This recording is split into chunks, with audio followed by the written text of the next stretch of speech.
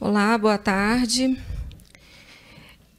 A gente vai falar sobre a nutroterapia nos pacientes portadores de doença renal estáveis, os que não estão internados, porque seria uma diretriz diferente.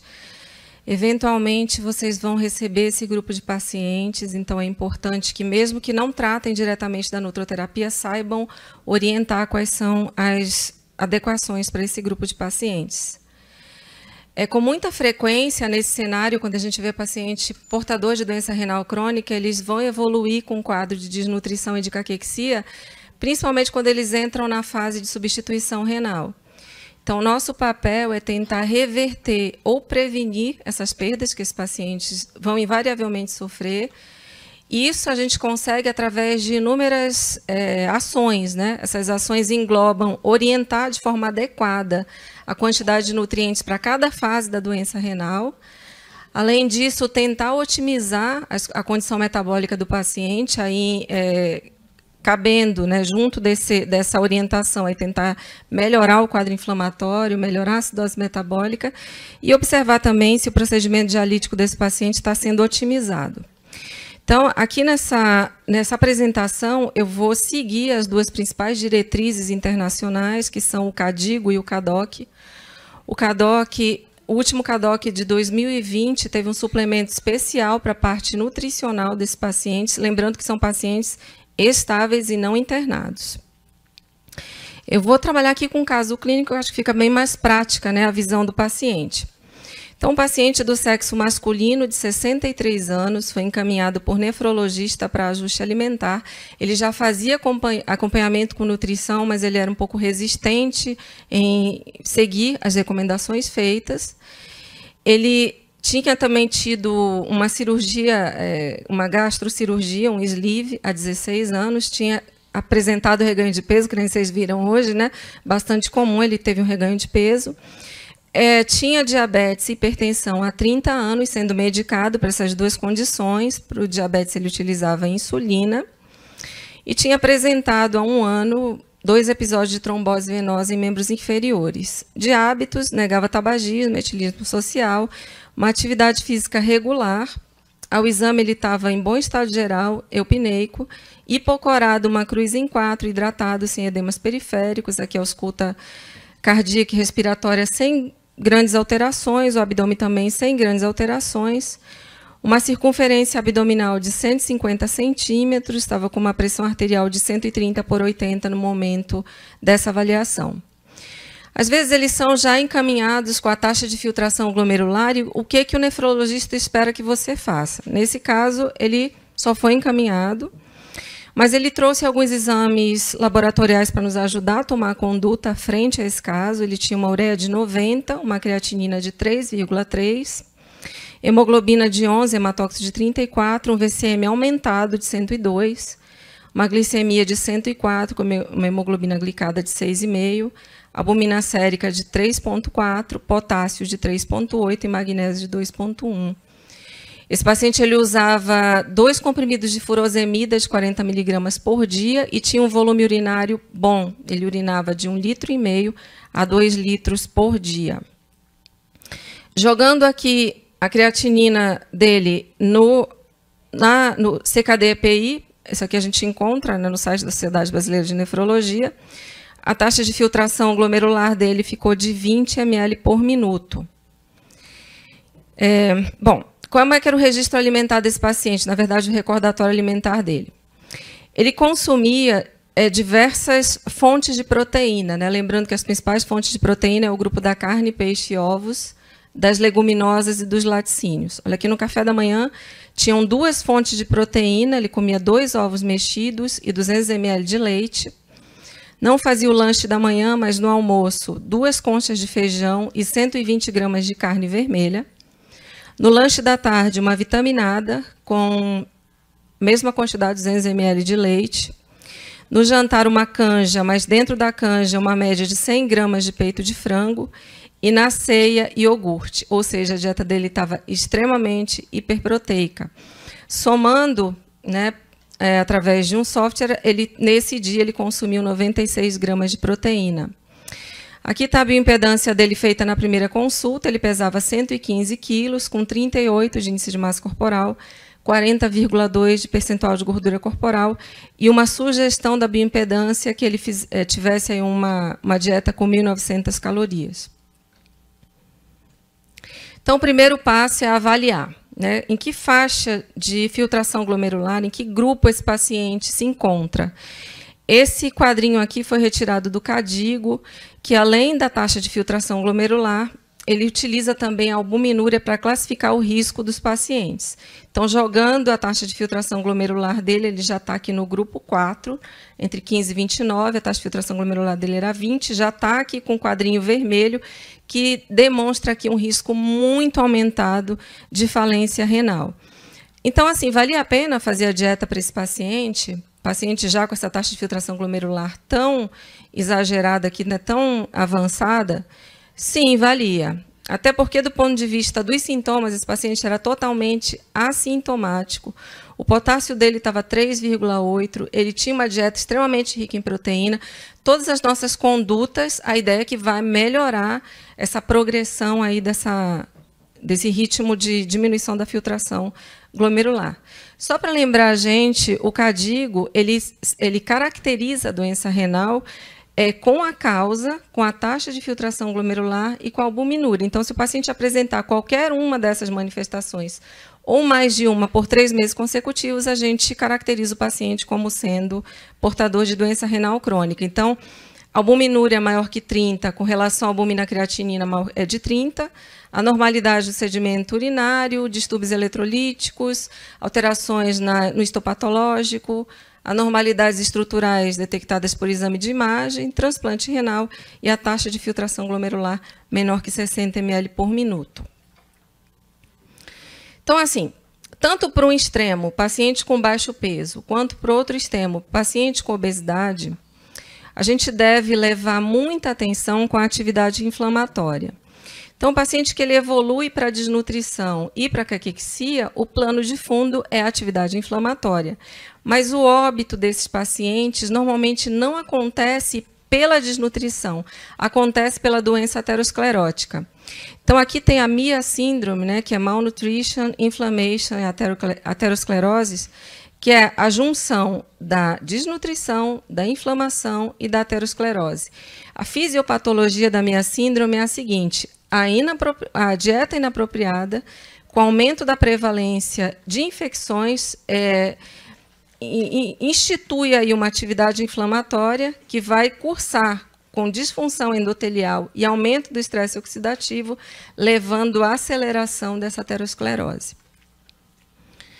Por outro lado, o paciente portador de obesidade, o plano de fundo aí é a resistência insulínica, com as diversas comorbidades que podem acontecer no paciente portador de obesidade, desencadeando também a inflamação. Simplesmente pelo fato do paciente ter obesidade, ele já pode desenvolver uma glomerulosclerose segmentar e focal, com uma proteinúria subnefrótica, que vai acabar evoluindo com uma proteinúria nefrótica e com a doença renal. Então, o paciente obeso ele também tem que ser avaliado do ponto de vista da função renal. Então, o primeiro tópico é a avaliação. A avaliação do paciente portador de doença renal é igual dos outros? Não é, não é. Aqui tem os critérios que a gente costuma utilizar para avaliar esse grupo. Por exemplo, albumina menor que 3,8, ainda menor que 3,4. Menor que 3,8 já é um marcador de alteração bioquímica para esse grupo. Alteração da massa do IMC, por exemplo, menor que 23, o paciente já tem baixo peso por esse critério. Aí tem aqueles outros que a gente costuma ver na maioria das situações, a perda não intencional de peso, a perda da massa muscular. E um outro ponto também que é o diferencial desse grupo é a ingestão alimentar, por exemplo, do grupo da proteína, menor que 0,8 gramas por quilo por dia, não intencional, e a ingestão também menor que 30 calorias por quilo por dia, da ingestão dietética não intencional. O paciente também é caracterizado como portador de alteração nutricional. Então, os pacientes eles têm que sofrer o screening, né, a triagem, que tem que ser periódica, pode ser a cada 3 meses, essa mais completa, e mensalmente, essa mais simples aqui, a dosagem de albumina ou pré-albumina, avaliação subjetiva global e antropometria. Segundo passo é seguir as diretrizes das recomendações de nutrientes. Então, a gente vai seguir a recomendação básica. O paciente com taxa de filtração glomerular abaixo de 80 até 15 de taxa de filtração glomerular tem que tentar controlar as doenças de base, porque o controle das doenças de base vão limitar a entrada do paciente na diálise, ou seja, vão provocar um efeito menor de dano aí sobre o rim. Quais são essas medidas? São a restrição do sal, uma atividade física compatível com a saúde cardiovascular, largar o tabagismo e o controle da pressão arterial. Tá? Dependendo do tipo, por exemplo, a pacientes não diabéticos e com a relação albumina-creatinina menor que 30, um controle menor ou igual a 140/90, e para os diabéticos e com a relação albumina-creatinina maior que 30, um controle mais forte, né? Assim, menor ou igual a 130/80. O controle da hemoglobina glicada de 7, tá? Em torno de 7. Então, quais são as recomendações para os grupos de pacientes? Gente, assim, é a proteína principalmente que a gente tem que focar. O aumento da oferta proteica vai aumentar o prejuízo da função renal, mas a oferta proteica também é essencial para uma série de questões, né? Para a imunidade, renovação de tecidos. Então, a recomendação é a seguinte, do CADOC, restrição proteica, se o paciente estiver estável, eutrófico, ou com sobrepeso, ou com obesidade. O paciente desnutrido ele precisa ser avaliado de uma maneira diferente para avaliar até que ponto a restrição proteica vai ser benéfica para o paciente entrar em diálise desnutrido, que o prognóstico fica bem pior. Então, taxa de filtração glomerular entre 3 e 5, grupo 3 e 5, ou seja, abaixo de 60 ml por minuto. Para o paciente sem diálise, é 0,55 a 0,60 gramas de proteína por quilo por dia. Ou uma restrição mais importante ainda, 0,28 a 0,43 gramas de proteína por dia, desde que para esse grupo aqui sejam adicionados os análogos de cetoácido ou os aminoácidos adicionais. Com a somatória desses dois aqui, tem que ficar uma média de 0,5 a 0,6, ok? O que são os cetoanálogos? Os cetoanálogos eu acho que é uma estratégia que é muito bonita, mas o paciente ele tem que ser extremamente rigoroso com a dieta, porque imagina comer 0,2 a 0,4 sem proteína de origem animal, ou seja, nesse caso o paciente vai virar vegetariano, porque se comer a proteína de origem animal, o cetoanálogo não funciona. O cetoanálogo é o esqueleto carbônico do aminoácido, então só o esqueleto carbônico sem o nitrogênio.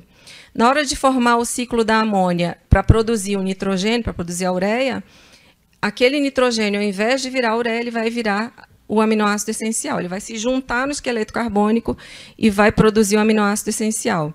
Então, é uma estratégia que pode ser utilizada. O paciente ele diminui a perda de peso e aumenta aí a quantidade de massa muscular, ou simplesmente a adição dos aminoácidos essenciais para garantir que o paciente receba de forma adequada esses aminoácidos. O segundo grupo é dos pacientes também sem diálise e com diabetes. Aí a oferta proteica é um pouco mais alta, é 0,6 a 0,8 gramas de proteína por quilo. E os pacientes em diálise com e sem diabetes, a oferta proteica é mais alta, é 1 a 1,2 para os pacientes estáveis e ambulatoriais. Pacientes internados, a recomendação é diferente. Com relação à energia, o ideal seria fazer uma calorimetria indireta, mas se não estiver disponível, a gente utiliza a fórmula de bolso, que vai de 25 a 35 quilocalorias por quilo de peso por dia. A gente vai escolher isso aqui com relação à atividade física do paciente, né? Se o paciente, por exemplo, precisar perder peso, ou for um paciente que não tem muita atividade, a gente fica mais próximo do 25. Nessa diretriz também existe um comentário bem interessante falando sobre os padrões alimentares que melhoram também ou diminuem a progressão da taxa de filtração glomerular para baixo, né, que é a dieta mediterrânea, a dieta de frutas e vegetais e a DASH. Elas contribuem diminuindo os níveis de lipídio, o peso corporal e a produção de ácido, ou seja, melhora a acidemia do paciente. Tem também a recomendação da utilização do ômega 3 entre 2 e 4 gramas para os pacientes portadores de dislipidemia e a recomendação da suplementação de ácido fólico, vitamina B12 e vitaminas do complexo B. Nesse paciente, vocês lembram que o VCM dele era aumentado? Então, muito provavelmente, ele já tinha uma diminuição de B12 e de ácido fólico. O ideal é que a gente faça a titulação antes de suplementar, mas no caso específico desse paciente, já foi começada a suplementação. O terceiro passo é colher o registro alimentar e entender o plano nutroterápico. Então, o paciente ele foi caracterizado, DRC de 3 a 5, diabetes, a gente já vai pensar na oferta proteica e na oferta energética. Então, para a montagem do plano, a gente tem que calcular esses dois dados aqui, principalmente, listar as principais recomendações em tópicos para os pacientes, fornecer um plano de substituição, tá? Isso aqui é essencial, porque quando a gente for orientar o plano nutroterápico, vamos dizer que tenha uma fonte de proteína no café da manhã, que seja leite. Se ele quiser comer o queijo, ele não vai poder tomar o leite e o queijo, ele vai ter que trocar o queijo pelo leite, assim como todos os alimentos listados, o ideal é que ele faça a substituição. Outra coisa que a gente precisa saber para montar o plano é o nível de potássio, que a gente vai escolher os alimentos com base nisso, o nível de fósforo, como está a diurese e se é portador ou não de diabetes. Então, a partir de todos esses itens, a gente consegue montar um plano nutroterápico. As recomendações gerais são para o paciente evitar ficar em jejum, para ele fracionar a alimentação, reduzir o sal da comida, por exemplo, se ele preparar a comida toda sem sal, usando, por exemplo, margarina sem sal, o pão sem sal, ele pode adicionar até 1 grama de sal por refeição. Caso ele prepare a comida sem tanta preocupação na retirada dos alimentos ricos em sal e sódio, aí a gente recomenda que não adicione sal. Pode utilizar, é uma pergunta muito frequente. Eu posso tomar suco de fruta? Pode, contanto que seja das frutas listadas no plano de substituição. E pedir para redução da ingestão de álcool. Então, vamos fazer o cálculo aqui para esse paciente especificamente, tá? Ele era um paciente portador de obesidade com 38 de índice de massa corporal. Para esse grupo de paciente, nós não vamos usar o peso atual. Paciente portador de obesidade, a gente vai usar o peso ideal, que é 25 de índice de massa corporal vezes a altura ao quadrado. Então, 25 vezes 1,74 m ao quadrado, deu 75,9. Esse é o peso ideal desse paciente, é esse que nós vamos utilizar para calcular a oferta proteica e a oferta energética. Então, lembrando que ele utilizava aí 96 gramas de proteína na dieta dele, dividindo por esse valor aqui, ele consumia uma média de 1,2 gramas de proteína por quilo. A gente vai reduzir para 0,6, DR3, ele tem, na verdade, DR4, com diabetes. 0,6 a 0,8, a gente vai fazer 0,6. Então, 0,6 vezes 75,9, 45,5, a gente pode fazer tanto 45 quanto 46 gramas de proteína. 25, que é a menor oferta energética, vezes o peso ideal, a gente vai ter 1.897 calorias, que foi semelhante à orientação da bioimpedância, em torno de 1.900 calorias. Primeiro dado que a gente já tem a proteína, a gente já sabe que vai fazer 0,6 gramas de proteína por quilo, mas quanto dessa proteína aqui representa na energia total da dieta dele? Então, primeiro a gente transforma a proteína em calorias, né? Multiplica por 4, 1 grama de proteína, 4 calorias, fica 184 calorias. Alguma coisa? Não? É muito pouco, né? Assim, fazendo a regra de 3, 1.900, 100%, 180x, vai dar 9,6. Então, a cota proteica dele dentro dessa dieta de 1.900 vai ser 9,6%. O próximo que a gente vai é para o lipídio, porque é mais fácil escolher o lipídio, que é um paciente que tem uma tendência de ter aterosclerose, uma tendência de ter dislipidemia, a gente não passa de 30% da oferta lipídica. Então, quanto que é 30% de 1.900? Dá 570 calorias, te divide por 9, que 1 grama de lipídio, 9 calorias, fica com 63 gramas de lipídio. Então, 30% e 63 gramas. Então, somando aqui 30 com 9,6, o que falta para 100 é 60,4, que vai ficar aqui direcionado para os carboidratos. Então, 60,4% de 1.900 vai dar 1.147, que dividido por 4, 1 grama de carboidrato, 4 calorias, 286 gramas. Então, a gente já tem como definir as nossas metas. Então, se você não for calcular, você pode já direcionar para a nutrição. Olha, eu preciso de uma dieta com 1.900 calorias, com 46 gramas de proteína, 30% de lipídio e 60% de carboidrato. É uma dieta, então, que é hipoproteica, hipercalórica, normolipídica e tem que ser hipossódica. O que a gente vai fazer com relação ao potássio especificamente desse paciente? Não vamos nos preocupar tanto, né? Porque ele não tem hiperpotassemia. O próximo passo é fazer a distribuição por refeição. A gente vai distribuir não apenas a caloria, mas os gramas de proteína também. Então, a gente decidiu fazer 15% dessa oferta aqui no café da manhã e no lanche da tarde, 5% no lanche da manhã e na ceia e 30% no almoço e no jantar. Então, a gente faz a mesma coisa, né? 1.900 é 100, 15 é X. Então, ficou, já fazendo para os dois, para o cálculo da energia e da proteína, ficou uma média de 285 calorias para 15% com 7 gramas de proteína. Para 5%, 95 calorias com 3 gramas de proteína. E para 30%, 570 calorias com 14 gramas de proteína. Só para lembrar, gente, 100 gramas de carne, peixe ou frango tem uma média de 19 a 21 gramas de proteína. Então, só no almoço dele, ele já estava com quase metade da oferta proteica dele, né, se a gente for analisar de forma assim, bem fria, né? Vocês acham que tem um alimento que tem 95 calorias com 3 gramas de proteína? É difícil, né? Tem um alimento que a gente consiga encontrar isso aqui para fazer um lanche. Então, o que a gente pode fazer? Aqui, só para lembrar como é que é a distribuição usual, tá? Que a gente está atendendo essa distribuição usual. A gente faz da seguinte maneira. Passa o 3 dessas pequenas refeições para qualquer uma das que a gente queira aumentar a oferta proteica. No caso, eu passei do lanche para o almoço e da ceia para o jantar.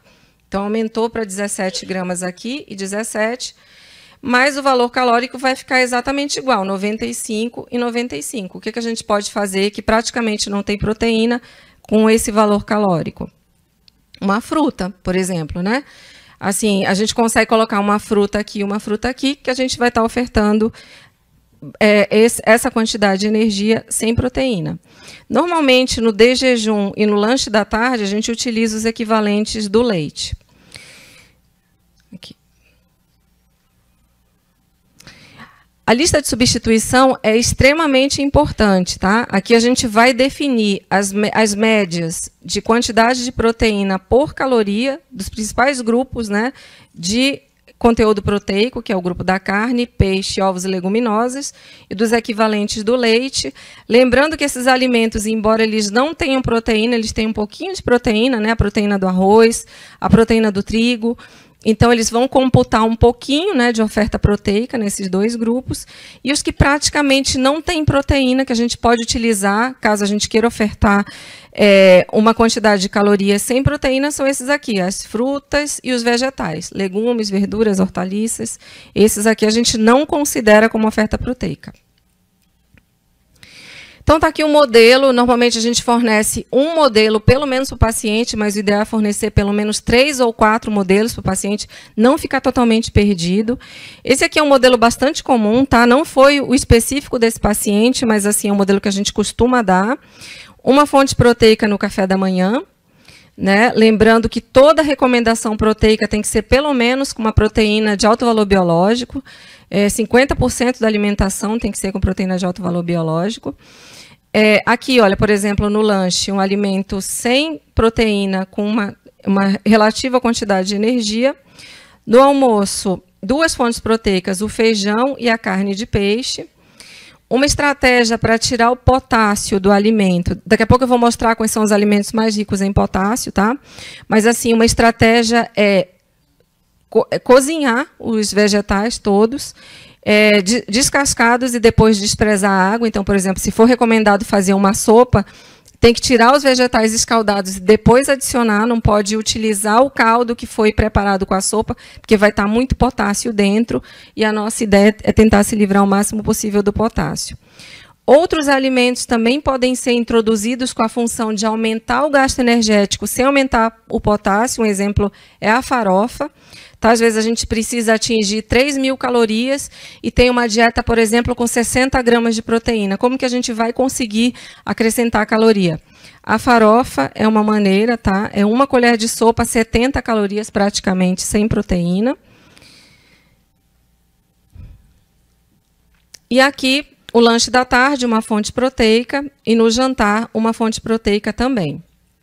Tá? Lembrando que se o paciente não apresenta também diabetes, a gente pode adicionar um doce ou sequilho para aumentar o valor energético. E também a gente pode acrescentar uma maionese caseira ou azeite de oliva também com a função de aumentar o gasto energético. Normalmente, se a gente faz a receita, introduz a farofa e a maionese, o paciente tem que receber a receita, tá? Essa maionese ela é leite batido com óleo. E dá mais ou menos umas 3 xícaras, então tem que ficar num pote hermeticamente fechado para que tenha maior durabilidade. O quarto passo é fornecer as substituições. Isso aqui, gente, vocês podem pegar e reproduzir para os pacientes, tá? Porque aqui tem mais ou menos o equivalente para cada porção. Então, tem os substitutos da carne, substitutos do leite, os substitutos do pão, substitutos do arroz. Aqui a gente pode aumentar também a quantidade de substitutos, tá? Então, por exemplo, vamos dizer que no café da manhã era um pão francês e o paciente queria comer aveia. Então, em vez do pão, ele vai para a aveia, 2 colheres de sopa. O ideal não é juntar o pão com a aveia, porque a gente vai estar alterando a energia e provavelmente alterando a ingestão proteica. Tudo pela substituição. Aqui estão os substitutos da salada e os substitutos da fruta. Notem uma coisa, assim, as frutas mais ricas em potássio, olha a quantidade. É meia banana, laranja, 1/3. Então, acho que tem umas assim que não vale muito a pena recomendar, né? Porque o paciente vai ficar só com vontade, não vai conseguir comer. Então, para redução do potássio, são esses aqui os alimentos mais ricos em potássio, tá, gente? O paciente portador de diabetes, a gente sabe que o ideal é consumir alimentos integrais. Se o paciente tiver com potássio de 6, ele não vai poder receber alimentos integrais. É muito mais prático ajustar o medicamento, tentar ajustar a energia que ele vai receber, do que piorar a questão metabólica relacionada ao potássio. No caso desse paciente especificamente, a gente conseguiu entrar com alimentos integrais porque o potássio estava normal. A única orientação foi que cozinhasse os vegetais para eliminar o potássio, para que ele conseguisse comer outros alimentos mais importantes para o controle glicêmico dele. A carambola, gente, a carambola, não sei se vocês já ouviram falar, mas eu reforço que o paciente portador de doença renal crônica não pode tomar nenhuma gota de carambola. Nós conseguimos publicar um relato de caso de um paciente que não tinha doença renal crônica, tomou um suco com 20 carambolas e tomou 2 dias desse suco. No segundo dia, ele já estava com alteração psicomotora, ele teve uma alteração neurológica e fez insuficiência renal por conta da utilização, quer dizer, nós imaginamos que foi por conta da utilização da carambola. Ele não tinha nenhum tipo de doença antes, tinha acabado de fazer exames periódicos, também não tinha alteração. Então, o que acontece com a carambola é que ela tem, além do ácido oxálico, ela tem uma toxina que chama caramboxina, que para o paciente portador de doença renal crônica é muito ruim que ele entre em contato, né, com essa substância. Então, o paciente renal crônico não pode. Chegamos agora na nossa última parte, que é para falar sobre a nutroterapia dos cálculos, né? Os cálculos renais, eles são muito incidentes, né? 12% de incidência, 1 em cada 8 pessoas vai ter cálculo durante a sua vida. O paciente ele precisa ter uma predisposição genética e estar desidratado para que os depósitos cristalinos comecem a se precipitar e fazer os cálculos.